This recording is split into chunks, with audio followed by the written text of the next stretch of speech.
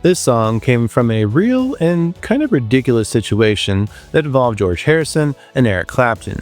You see, Eric had a terrible sweet tooth, even though he was already dealing with cavities, toothaches, and dental work. According to George's account in I Me Mine, Clapton could not leave a box of chocolates alone.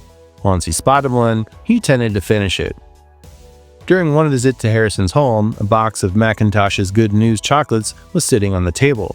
Harrison began reading the names printed inside the lid and turned Clapton's bad habit into a song, complete with a joking warning that his friend might eventually lose his teeth. Most of the strange food names were not psychedelic inventions. Cream Tangerine, Montelimart, Ginger Sling, Coffee Dessert, and Savoy Truffle were actual chocolates in the Good News assortment. Harrison modified some other names and created a few of his own, which allowed the words to sound like a bizarre dessert menu. And when he became stuck on the song's two bridge sections, Beatles press officer Derek Taylor helped with part of the wording, drawing inspiration from the title of the 1968 counterculture film You Are What You Eat. Harrison also slipped the title Obla Di Obla Da into the song, making Savoy Truffle one of the White Album's tracks that openly referred to another Beatles song. The version of the recording that was released was built from take one, which began at Trident Studios in London on October 3, 1968. John Lennon does not appear on the track. The basic group was George, Paul, and Ringo, with George on guitar, Paul on bass, and Ringo on, you guessed it, drums. Harrison returned to Trident on October 5th to add his lead vocal, which was treated with artificial double tracking. The result already had a much tougher sound than its subject suggested.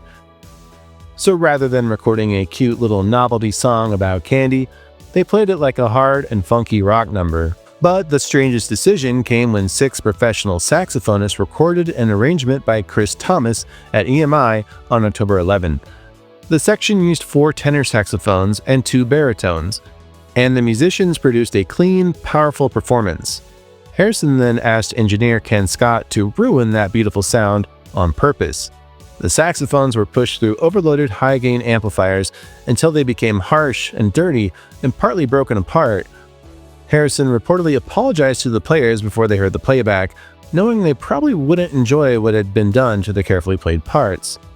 And that mangled brass became the recording's most recognizable feature. Then, on October 14th, a second electric guitar, organ, tambourine, and bongos were added before the mono and stereo mixes were prepared. Ringo had already left that morning for a family holiday in Sardinia, and Beatles historian Mark Lewison identifies these Savoy Truffle overdubs as the final recording work completed for the White Album.